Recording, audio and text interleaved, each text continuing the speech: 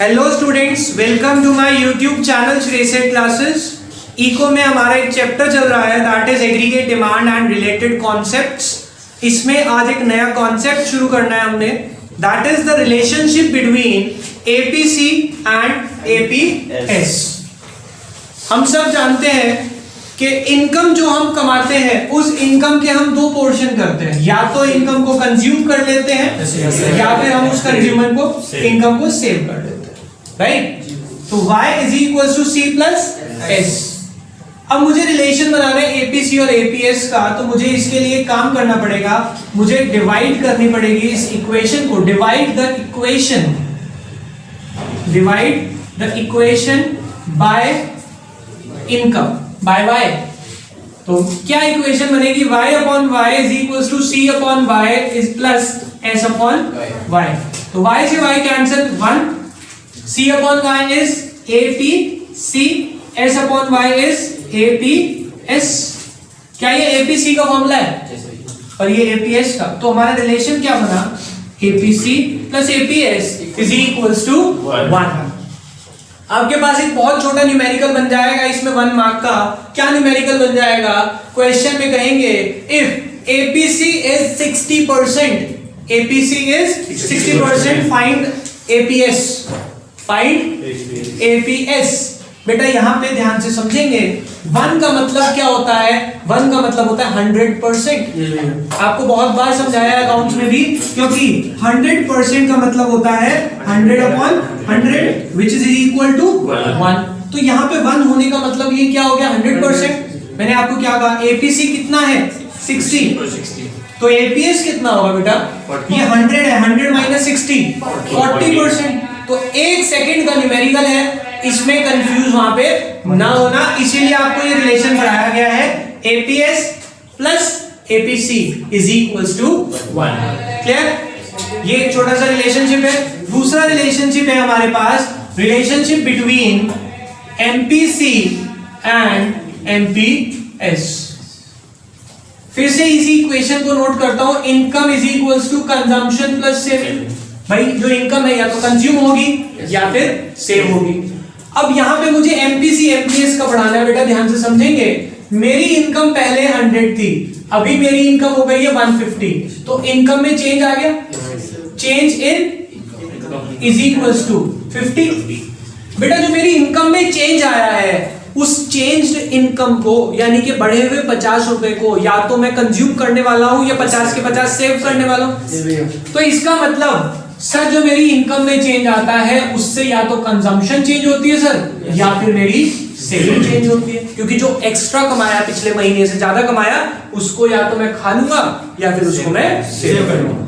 समझ आ गई बात? ये फॉर्मूला समझ आया? इसी को मैंने थोड़ा सा चेंज किया। अब मुझे MPC का पढ़ना है, तो मैं क्या करूंगा? Divide the equation by delta y। Change in income से डिवाइड करेंगे तो मेरा फॉर्मूला क्या बनेगा? Delta y upon delta y is equal to delta c upon delta y plus delta s upon delta y। This is 1, this is MPC and this is MPS। तो हमारी एक और रिलेशनशिप ड्रॉ हो गई, that is MPC plus MPS is equals to 1। समझ आ गया? कोई प्रॉब्लम? ये दो छोटे छोटे से रिलेशन पढ़ने थे हमें। नेक्स्ट एक हमारे पास इलिस्ट्रेशन है, उस इलिस्ट्रेशन को आप सबको होमवर्क में करना है। अपने पास एक नोटबुक निकालें सब बच्चे, फटाफट से रफ पेज निकाल लें, चाहे किसी भी नोटबुक में, एक क्वेश्चन नोट करें जल्दी से।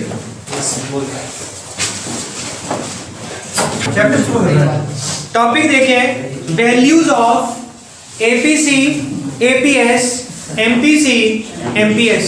हमें वैल्यूज निकालनी है 4 चीजों की। देखो बेटा, मैं उन चारों चीजों को सीक्वेंशियली लिख रहा हूं, APC, APS, MPC, MPS। इन्होंने पहला डिफरेंस के लिए पॉइंट लिखा है नेगेटिव और लेस देन 0। पेज 7.13 बॉटम में टेबल है। उन्होंने कहा पहला नेगेटिव। क्या APC नेगेटिव हो सकता है? बेटा फॉर्मूला देखना और फिर समझना। फॉर्मूला क्या था? C upon y। APC negative तब होगा जब हमारी कंजम्पशन नेगेटिव हो सके। देखो इनकम तो नेगेटिव होती ही नहीं है। इनकम नेगेटिव एक केस में होगी कि जो पैसे थे कोई छीन के ले गया तभी नेगेटिव होगी। तो अब बात करते देखो बेटा, एपीसी नेगेटिव कब होगा? जब कंजम्पशन नेगेटिव होगी। क्या आपकी कंजम्पशन कभी नेगेटिव होती है? कंजम्पशन कभी नेगेटिव हो ही नहीं सकती, इसीलिए APC can never be negative. तो पहला पॉइंट पढ़े, no due to presence of autonomous consumption, क्योंकि आपकी हर लेवल पे कुछ बेसिक कंजम्पशन तो रहती ही है जो आपको सर्वाइवल के लिए जरूरी है। नंबर 2, क्या एपीएस, इधर देखिए एपीएस का फॉर्मूला क्या होता है? S upon Y. क्या ये नेगेटिव हो सकता है? ये तो लिख दिया हमने नो सर। सेविंग क्या नेगेटिव हो सकती है? हो सकती है। कब? जब हमारी कंजम्पशन इनकम से ज्यादा, मैं ज्यादा कंज्यूम कर रहा हूं, इनकम कम है, तो मेरी सेविंग नेगेटिव हो सकती है। यस, तो एपीएस कैन बी नेगेटिव। पढ़ते हैं इन्होंने क्या लिखा है? Yes, when consumption is greater than income, that is before break even point. समझ आ गया? Next, MPC. क्या एमपीसी नेगेटिव हो सकता है? बेटा पहले इसको समझते हैं, ये क्या है? Change in consumption, change in due to change in income. मतलब सर अगर मेरी इनकम 100 से 150 हुई, ये तो इनकम में चेंज आ गया। Change in income is 50। Income बढ़ रही है तो क्या आप कंजम्पशन नेगेटिव में ले जाएंगे या नेगेटिव कंजम्पशन बढ़ाएंगे, या कंजम्पशन वही रखेंगे और कम तो नहीं करेंगे? नेगेटिव होने का मतलब कंजम्पशन कम करना। क्या कंजम्पशन कम करोगे अगर इनकम बढ़ रही है तो? नहीं, नॉट पॉसिबल। तो इसीलिए एमपीसी कभी भी नेगेटिव नहीं होता। तो लिख रहा हूं यहां पे नो। पढ़ते हैं, no as change in saving can never be more than change in income. मेरी इनकम अगर 50 से बढ़ रही है तो मैं सेविंग ज्यादा से ज्यादा कितने से बढ़ा लूंगा? 50 से। 60 से तो बढ़ाऊंगा नहीं। मतलब समझे, मेरी इनकम पहले 100 थी और 100 में मैंने सर्वाइवल किया, अब मेरी इनकम 150 हो गई है, तो मैं क्या कहा कि सर 150 की इनकम हो गई ना, मैं 60 की सेविंग करूंगा। क्या पॉसिबल है? मैं सेविंग कितनी कर लूंगा? ज्यादा से ज्यादा 50 की। भाई जितना एक्स्ट्रा कमाया उतना ही तो सेव कर लूंगा, मैं पुराने पैसे को दोबारा से सेव नहीं कर सकता। क्लियर हो गई बात? Last, MPS. सोचे बेटा, क्या एमपीएस यानी कि change in saving upon change in income, क्या ये नेगेटिव हो सकता है? सोचो इसी बात को कि मेरी इनकम अगर 50 से बढ़ गई, इनकम अगर 50 से बढ़ गई तो मैं क्या करूंगा? सेविंग या तो 50 कर लूंगा या सेविंग करूंगा ही नहीं, सारा कंज्यूम कर लूंगा। क्या मैं इसको नेगेटिव में लेके जा सकता हूं अपनी सेविंग? Not possible. तो देखो क्या लिखते हैं, no as change in consumption can never be more than change in income. Clear हो गई बात? अब देखो बेटा, इसके बाद इन्होंने कहा 0 मोर देन 1। ये सब पॉइंट आप एक बार रीड कर लेंगे, जैसे मैंने आपको यहाँ पे सोचने को कहा वैसे ही आप घर पे बैठ के इनके लिए सोच ले। अगर किसी पॉइंट में प्रॉब्लम आती है आप डिस्कस कर लेंगे। नेक्स्ट पॉइंट पे चलते हैं, इक्वेशन ऑफ कंजम्पशन फंक्शन। ध्यान से समझेंगे इसको, बहुत अच्छा टॉपिक है। एक बार समझ आ गया तो आप इसको इजीली कर लेंगे। क्या है इक्वेशन ऑफ कंजम्पशन फंक्शन? बेटा अगर ये समझ नहीं आया तो टॉपिक आपको छोड़ना पड़ेगा बाद में, क्योंकि ये रीड करके समझ नहीं आएगा खुद। कंजम्पशन फंक्शन मैंने आपको पढ़ाया था। कंजम्पशन फंक्शन का मतलब क्या होता है? Relationship between income and consumption. Relationship between income and consumption. अब ध्यान से सोचे, हमारी जो कंजम्पशन है वो 2 तरह की कंजम्पशन होती है। अगर मैं इसकी बात करूं कंजम्पशन की, कौन कौन सी सर 2 कंजम्पशन होती है? एक तो होती है ऑटोनॉमस कंजम्पशन। कौन सी? और एक होती है मेरी इंड्यूस्ड कंजम्पशन, जो मैंने अभी तक आपको नाम से नहीं बताई थी। ऑटोनॉमस कंजम्पशन और इंड्यूस्ड कंजम्पशन। सर ये कौन सी होती है? देखो ये तो वो है जो मैंने 0 लेवल पे कंज्यूम किया, मेरी इनकम है या नहीं है, जो मुझे खाना ही पड़ेगा सर्वाइवल के लिए, उसको क्या बोलते हैं? इसको हम डिनोट करते हैं बाय सी बार। पर अगर मैं इंड्यूस्ड कंजम्पशन की बात करूं, ये वो कंजम्पशन है जो मेरी इनकम में चेंज आने की वजह से कंजम्पशन में चेंज आता है, उसको मैं बोलता हूं इंड्यूस्ड कंजम्पशन। जीरो लेवल पे जो खा रहे हो वो क्या हो गया? अब जीरो के बाद आपने मेहनत करी, इनकम बढ़ी, अब इनकम बढ़ती कंजम्पशन भी बढ़ती है, तो जो वो चेंज आया उस चेंज को मैंने क्या बोला? Induced consumption. इसको हम न्यूमेरिकली एमपीसी बोल रहे थे। क्या बोल रहे थे? एमपीसी। समझ आया? क्योंकि एमपीसी क्या बताता है? Change in consumption due to change in income. इसको इन्होंने यहां डिनोट किया, एमपीसी को डिनोट किया बी से। किससे? MPC is denoted by B. और इनकम को किससे डिनोट करते हैं? बाय से, B bracket Y.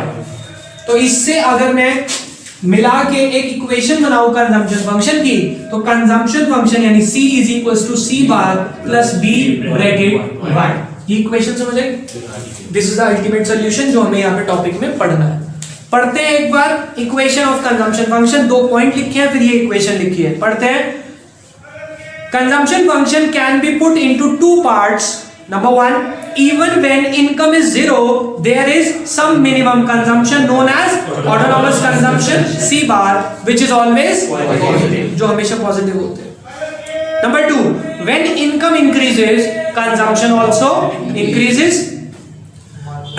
Consumption also increases, but the rate of increase in consumption is less than rate of income. ये सब जानते हैं कि कंजम्पशन जो है कम रेट से बढ़ती है as compare to income.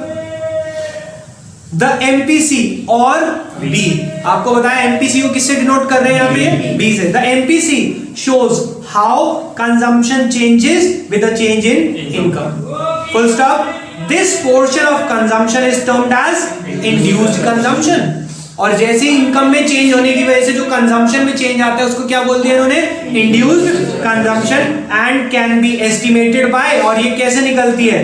Estimated by multiplying MPC by income, that is B bracket Y. Therefore the consumption function can be represented as C is equals to C bar plus B bracket Y, where C is consumption, C bar is autonomous consumption, B is MPC and Y is income. कोई problem? समझ आ गया?